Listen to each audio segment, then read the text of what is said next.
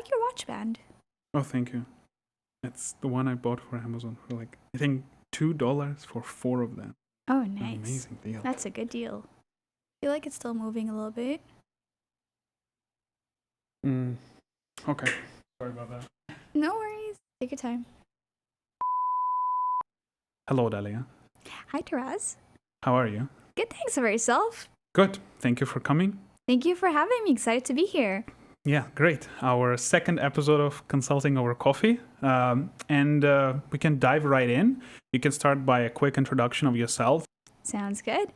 Well, hi, everyone who's listening. My name is Dalia Wasriye, and I'm a senior consultant at EY within business consulting, specifically finance transformation.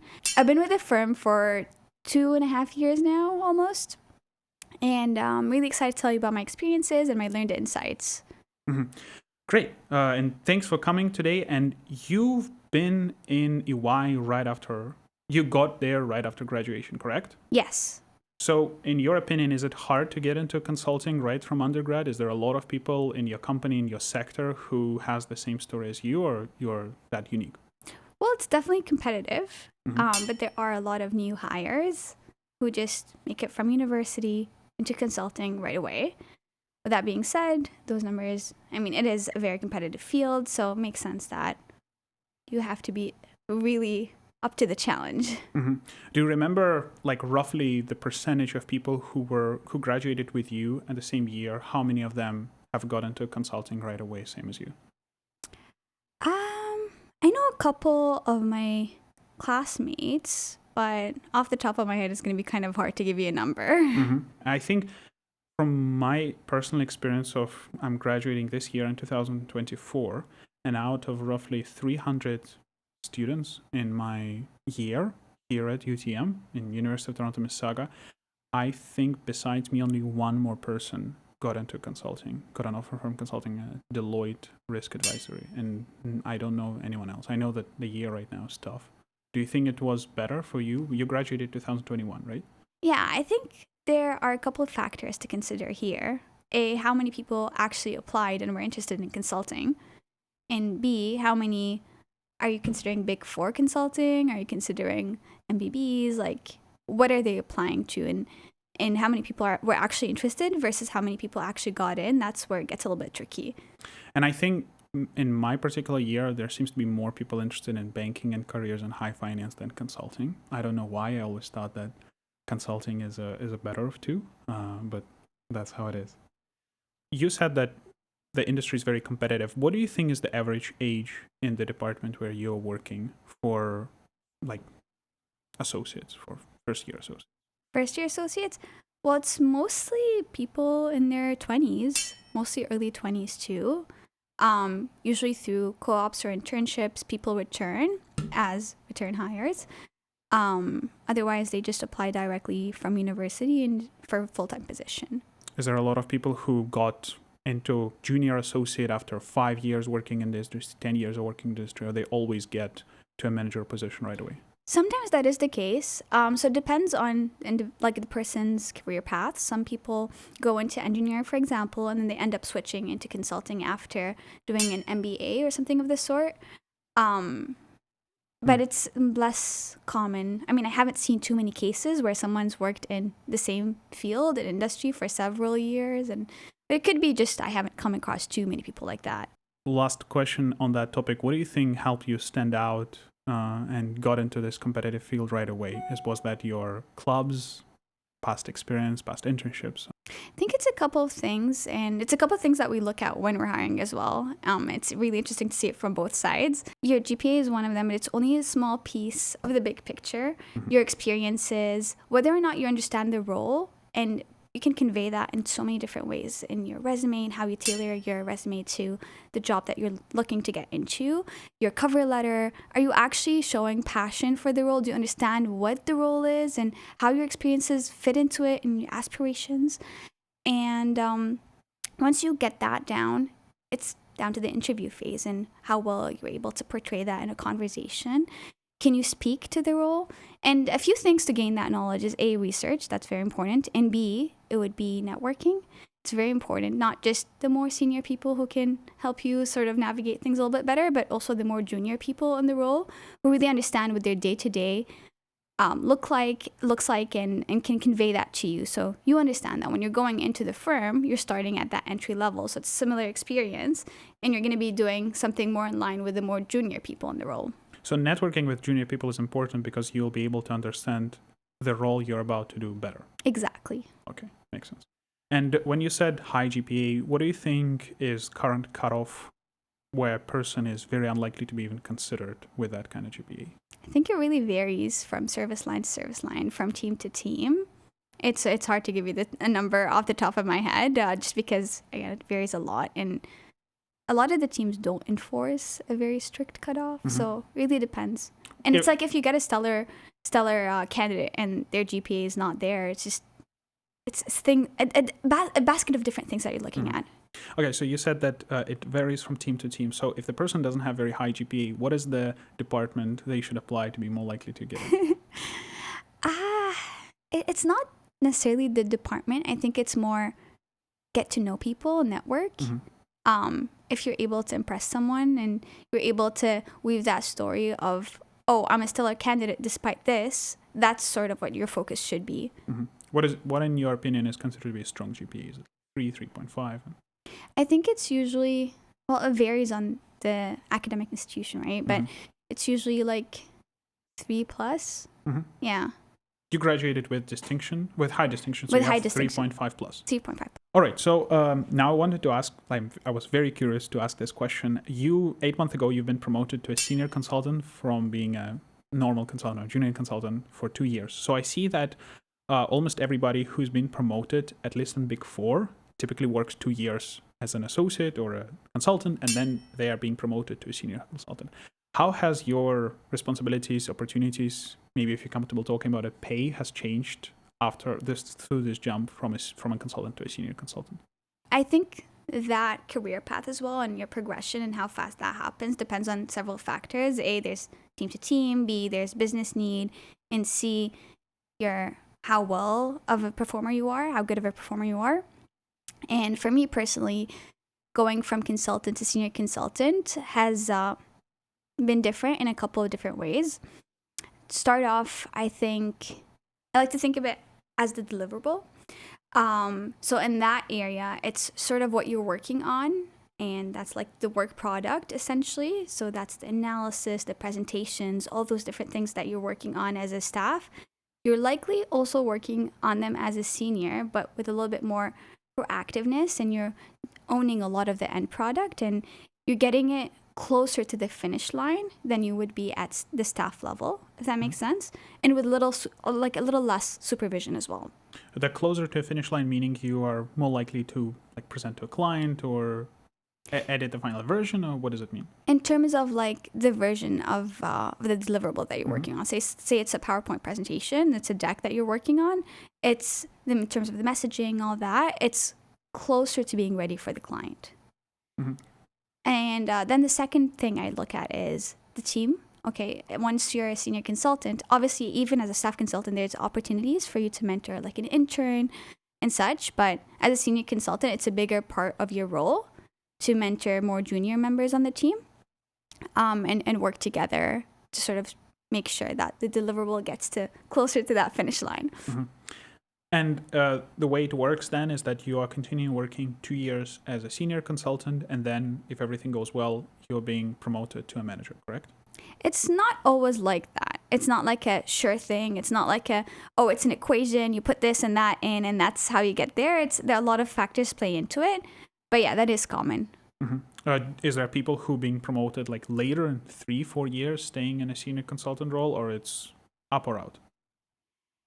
Yeah, so it really varies from team to team. It's the up or out thing I haven't come across that too many times. But yeah, so it's usually 2-3 years though, typically as a consultant, and then you get to senior consultant. And in teams that you have come across, what percentage of people go from consultant to a senior consultant in relation to what percentage of people just leave after being a consultant for 2 years or less? It's less common, I think, for people to leave at that more junior level. People wait until they've made it a little bit higher like they've spent more time in the role before they sort of leave. Consultants usually stay until they become senior consultants, and senior consultants usually stay until they become managers, and then people typically start looking for exit opportunities. Mm-hmm. So you're saying that manager is the most common level of exit for consultants? It's more common for sure. Mm-hmm. Why do you think people don't leave before that? Do you think it's like there's less reward of being in consulting if you leave so quickly? I think so, yeah. Mm-hmm. I think once you've garnered that expertise, that greater level of expertise, sometimes you specialize a bit more in the role.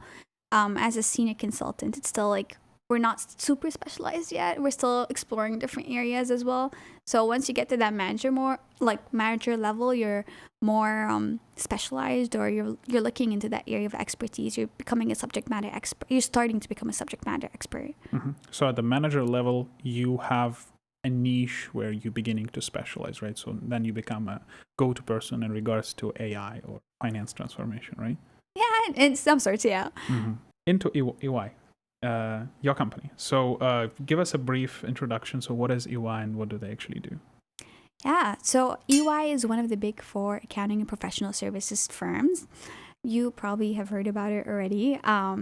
They have a deep expertise in several different areas, such as audit, tax, consulting, strategy and transactions. And they help clients all over the world achieve their business objectives and achieve sustainability and growth. And why have you chosen EY specifically? How is it different from other big four? I think it's been the culture. One of my favorite questions to ask when I was a student, whenever I would meet an industry professional, was, what is your favorite part about working wherever you work? And whenever I'd come across an EY professional, it would always be the people. And after I heard that so many different times, I thought I'd try it out for myself. And over 2 years into the role, and I can definitely vouch for that. The people, the culture is very supportive. It's very focused on your personal growth, on your career growth, making sure that you have the right tools to succeed. And I think EY seems to have a much larger presence, at least in GTA. I'm more likely to sponsor events, more likely to they're represent. Maybe the reason why they're represented is more likely to be in the events is just based on the culture, not based on the actual number of people. So I don't know about that. Yeah, shout out to our campus recruitment team. Yeah, well, they have sponsored one of the events I've been organizing. You've been part of that. They've been the most responding out of all so far. So what is the best thing besides people about working at EY? I think it's the clients and the exposure. Mm-hmm. You have so many different opportunities working at EY. You can learn so much in such a short span of time. And because the culture is so supportive, you have the right tools as you go along this journey and as you learn all these new things to actually learn what you need to learn and do well in these opportunities. So now let's talk about your niche within EY. So you are a finance transformation consultant. Tell us a bit about that. Yeah, so we're working with the CFOs of the world, finance function, looking at how we can help clients improve their processes and make sure their finance functions are future ready. That can mean anything from helping CFOs determine their future vision, assessing where they are today. That includes process redesign, system implementations, and a whole host of other things. And we're usually looking at different processes such as reporting, planning and budgeting. We're looking at operational processes as well, such as procure to pay, acquire to retire, and so on. So finance transformation doesn't necessarily mean you're working in a finance field, right? You're improving financial processes for whatever industries hired you to do so. Exactly. So we work across different industries. Can you give us a breakdown on what industries you have been working so far? Yeah, for sure. Funnily enough, financial services has been one of them. Okay. So wealth management, there's been government public sector, there's been a mining client. So it really varies. Does the processes that you are doing vary depending on the industry, or the objective is very much similar, so it doesn't really matter what kind of client you're working for? It matters a lot. Even if you're delivering the same solution, to two different clients and two different it's a completely different project altogether. Like, for example, like it varies based on the industry the company is operating in, and the nature of the business is completely different. What about the timeline then? Is the length of an average project similar to each other, or it also varies? So it varies a lot, especially if you're doing something more in line with like the tech implementation side of things versus the core consulting strategy, that type of work. It really varies. With an implementation, it's usually longer. With a core consulting project, I'm going to call it core consulting for now, but yeah, essentially core consulting meaning strategy, right? Meaning strategy work, yeah, management consulting, that kind of work. Those are usually shorter in length, and the deliverables come really quickly in those. So what was the shortest and longest project you have done so far? So longest has been around 9 months, and it was an implementation actually. And shortest project has been 3 months. Okay. But it varies a lot, yeah. So short projects not like that short, because I know that those who do strategy consulting, some of their projects, at least that's what I heard in Strategy End, which is the strategy arm of PwC, their projects can be somewhat of 2-3 weeks. Yeah, they can. Well, I was just talking about my personal experiences, but yeah, they can definitely be shorter than that. How the vibe is different for working for 3 months in relation to 9-month project? Do you get tired more working on a longer project, or are you able to get more out of it? I think there's a lot to gain out of both. It's just different in the sense that when you're working for a longer period of time with a client, you're able to get to know them a lot better. And you get to a point where you really understand the project, you really understand the environment that you're working in, you understand the client, and you're very comfortable with that. What is your personal preference? If they give you in the next project, what length would you like? It varies. One thing I really enjoy about consulting is how dynamic it is. You get to try out different things. And so sometimes I'm doing longer projects, sometimes I'm doing shorter projects, and I really enjoy that change of pace. Because with a shorter project as well, it's like it is more challenging in the beginning because there's so much you need to learn in such a short amount of time, and there's so much to catch up on. And once you're there, it's like you're delivering the project, you're done, and you're out. Whereas like with a longer term one, you're in there for much longer, right? Are you able to work with the client if you know them personally before the project, or there's a conflict of interest for that? It varies based on the project. I mean, I am more junior, so it's not that much of a conflict of interest, and it's usually like we're looking at the different processes depending on the project, right? Like the project I worked on where it was someone from university, for example, it was someone from the IT department, so it wasn't like a conflict of interest. It wasn't a direct So typically if you would become a senior and your client is directly your friend, you will not be able to work for them. No, I don't think I think it varies based on the project that you're working on and the nature of the project, and some projects are more sensitive in nature, some a little bit more standard. If the project is sensitive in nature, what does this imply? Like, how's this change? What does it change for you as a consultant? Yeah, well, there might be a conflict of interest. There might be confidentiality. There might be a couple of things that you need to be wary of in those cases. And obviously, we exercise professionalism in all our dealings, but sometimes we need to be a little bit more careful when there's a consideration as such. So, for example, I know, at least based on the documents that we sign when we enter consulting, they're very careful about insider trading, so we will not be able to advise and purchase or sell stocks of the companies for which we work, correct? Yes. So there are a lot, even if you're not working directly with a client, there are independence implications a lot of the times, and you need to be careful of who you're dealing with and what shares you're buying and such. Was it the case for you that you are also not able, I heard that some companies you have to sign that you are not able to work for the client if you was doing a project for them after a certain period of time? I do believe that is the case. Yeah. Okay. You're not allowed to client hop, I think, after, but yeah, don't quote me on that one. Yeah. We will double check. I'd have to refer to my contract. Yeah, because I also would assume that we are not able to purchase stocks of the companies of our clients, but also until some period of time, right? So 5 years after we have done the project, we'll still be able to do it. So there should be some timeline. Yeah, and sometimes it's not even a project that you've worked on. Like an audit client, for example, even if you're not even in audit, you can have you can't buy those shares just because you are part of the firm that you're working for. Like at EY, if we have an audit client, I can't purchase those shares. Oh, wow. So every single company which is being audited by EY, you're not able to purchase their There stock. are specific restrictions, and we have specific tools that help us determine what's allowed and what's not allowed. Okay. So is the way you personally do it, do you run it through like a compliance department before you purchase something, or you? Yeah, there's basically a tool, and you go there and you sort of enter what investment you're interested in, and there are options as well to link it to whatever investment account that you have, and that way you're always vigilant of, because it is your responsibility. It's the onus is on you to make sure that you're compliant. Okay. All right. Well, my favorite is to always buy an index fund, so I'm good because you can do whatever you want with them. The last question I wanted to ask regarding finance transformation consultancy is that what is the typical background of people you're working with? Because I would assume it's very related to audit and accounting. Is a lot of people have background in this field? Yeah, so we are a mixed bag of people. So we have people who are CPAs.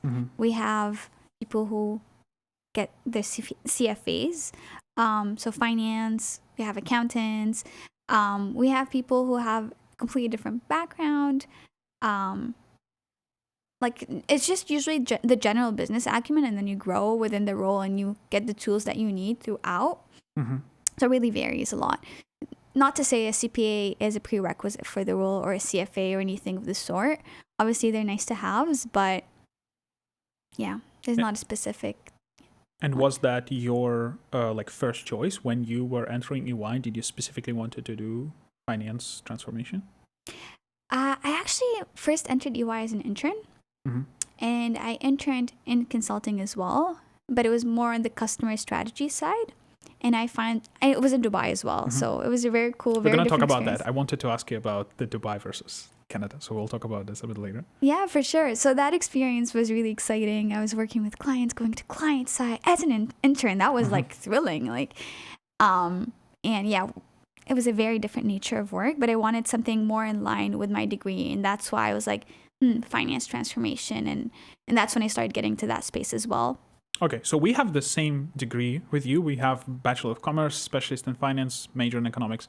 So for that type of degree, do you think finance transformation is the best alignment to what you have learned in this degree, or what other fields might someone who's aspired to be a consultant to join instead of finance transformation?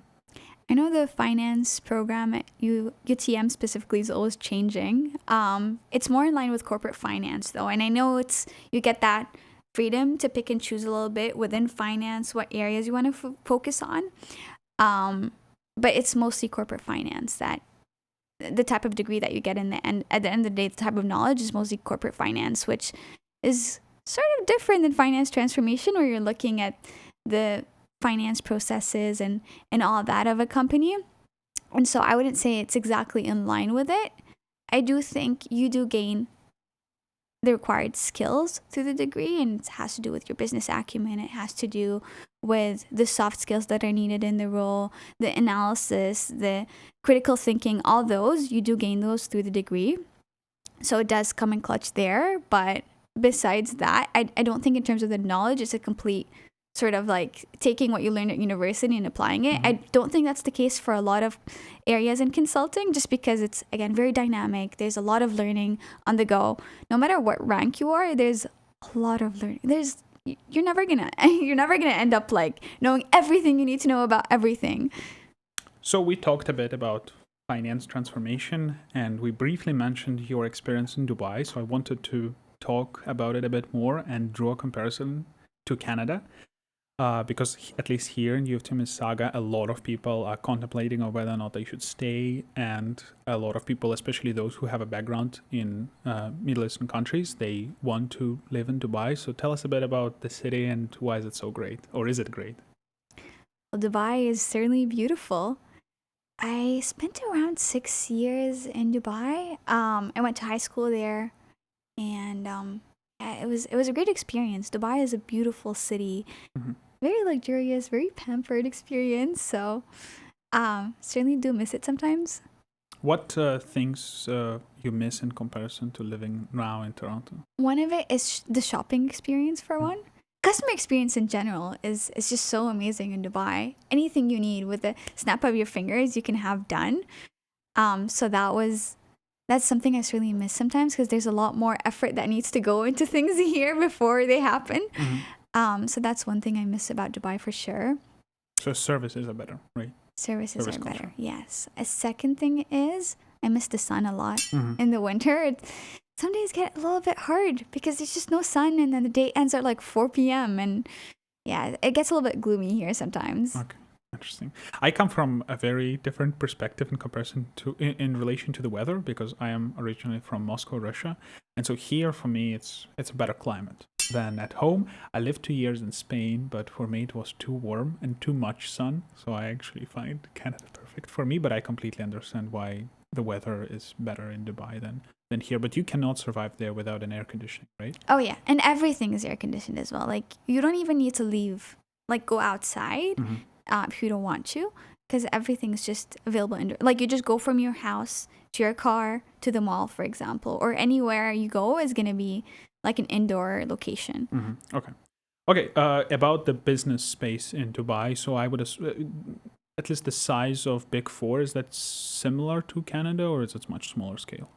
It's different because there it's also like by region rather than just the country itself. So it's like depending on your competency, if you have certain expertise in an area and it's in a different part of the Middle East, you end up traveling to the Middle East and working there instead of sort of just most of your projects being in the same area. Okay, so those who work in United Arab Emirates, I assume they also cover other Gulf countries, but I would assume Big Four has office in Riyadh in Saudi Arabia and probably in Turkey as well and in Egypt, right? Yeah, we have offices all over. Okay, so you cover the countries who are most closest to United Arab Emirates, right? So Oman, Qatar, Bahrain, and stuff like that, right? Yeah, and it varies as well on the type of consulting that you're doing in the area that you work in and your area of expertise and what the market looks like and whether or not there are projects in Dubai in that area versus other areas of the Middle East. Yeah. Can you talk a bit about how projects would be different there and here? I would assume that there are more government projects in the Middle East than here. I'll keep it to my own experiences. So I did intern again in a different team. It was more on the customer strategy, customer centric, and growth essentially. And so our clients, it was a very luxurious experience. Very, very nice client facilities. With an assistant coming in every couple of hours to make sure if you needed anything to drink or anything of the sort. And then obviously like the nature of the project was different as well. A lot more in the creative space, a lot more thinking through the customer journey and the customer experience and how can we improve that? How can we create a very holistic experience for our clients? Like for the customers of our clients essentially. All right. So with that great experience, why have you decided to stay in Canada and not go back to Dubai? Well, firstly, I love Canada. I came here for university, and ever since then, it's just been great. There are a lot of opportunities. There's a lot of learning, a lot of growth. It's become my home in a lot of ways. Okay. What are the main factors do you think someone should take into consideration when deciding on whether or not to stay in Canada or move abroad, besides the things like family or climate and stuff? I think it's opportunities at work for growth. What are you interested in? What is available to you? I think those are a few things. I do think like one of the biggest things is being open-minded, especially when you're at the start of your career, you're not sure where to go and what to do. Just keep an open mind. Why restrict what you're looking at if you can sort of look at the bigger picture and see what you might be interested in? When you're applying, if you're interested in going elsewhere, why not apply at other companies in other countries if you have the chance? And when you're already working for one of the large consulting players, I know there is an opportunity to potentially transfer from one country to another. Do you have experience and knowledge of how do people do that? And if someone wants to pursue transition from one country to another, what should they do? Well, I haven't tried moving countries. When I applied for my internship, I came back, finished my degree, and then I applied. It was a separate application. But I do know we have different opportunities. If you want to transfer completely, there are opportunities for that. If you want to do a secondment, so you go there for a little while, for like a year or so, and then you come back into the same role that you were in. Obviously, it changes a little bit depending on the experiences that you've Get some gained. global perspective. Exactly. So there are definitely opportunities as such, or sometimes you can go and work with a client in a different country on a longer project, and that's one way of doing it as well, right? Mm-hmm. So there are several ways of doing it. And when you are working for EY Finance Transformation in Canada, would all the projects be restricted to Canada, or you have a freedom to push and be given some US projects or European projects? So it's usually by region. So the way it's set up here is it's the Americas. Mm-hmm. So it's not just Canada, it's also the United States. And depending on the project, you can get to travel. A lot of my colleagues have traveled to the States. I've had opportunities to travel within Canada as well. So it really depends on the project. So you will have an opportunity to potentially be given US clients when you're working in Canada for EY? Potentially, depending on the market and Mm-hmm. the project. And yeah. Do you have some say in whether or not you're getting one particular client or another industry or a different industry, one country to the next? So that's the thing I actually love about my team and the environment I work in, is it's very focused on what I want as well. Yes, sure, it should be in line with business needs. But it's not just sort of, oh, what works for the firm. It's also, what does Dahlia want? So it's taking into consideration, obviously within reason, but it's taking into consideration what I'm interested in, what industry. If I'm interested in a certain industry, there's room for me to voice that too.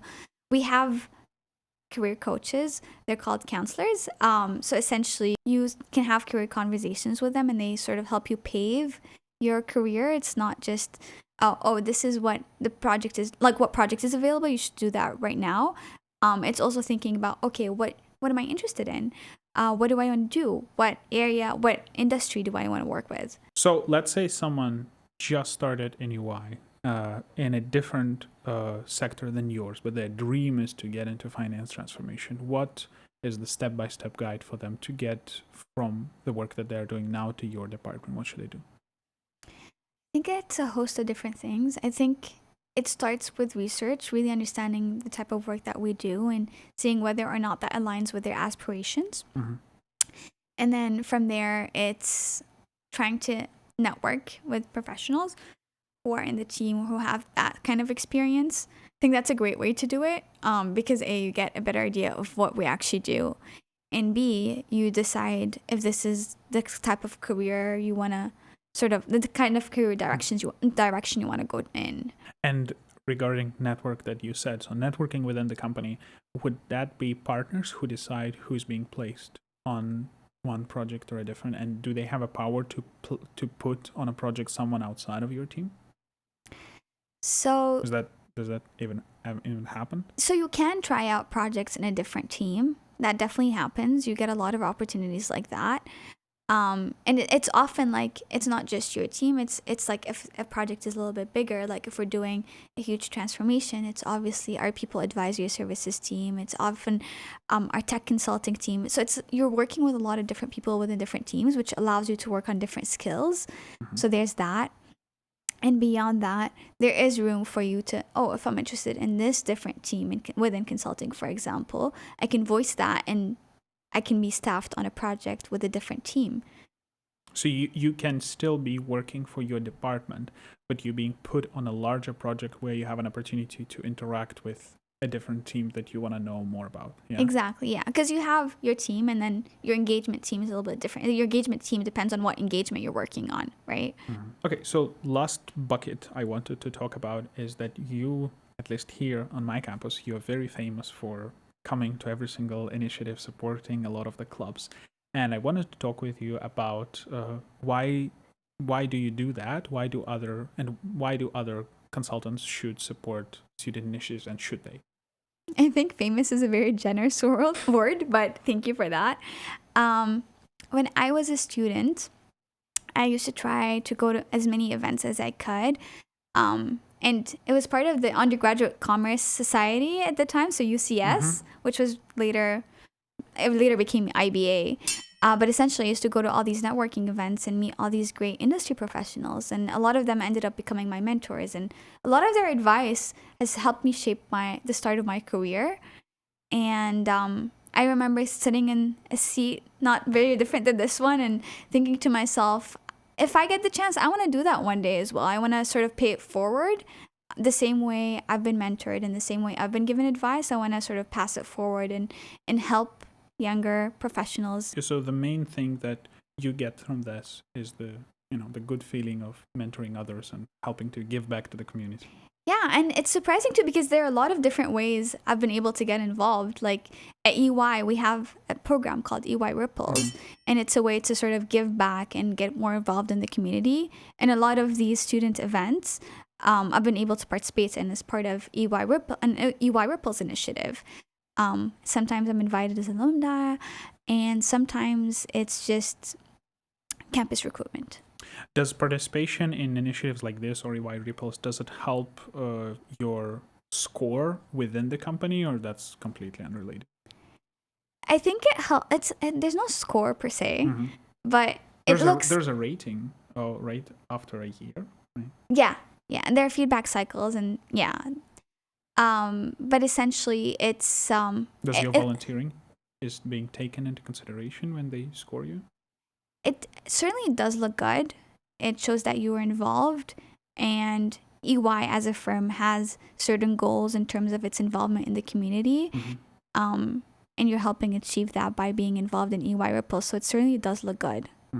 And when consultants participate in supporting student initiatives, does that count as working hours, or that's like just your free time?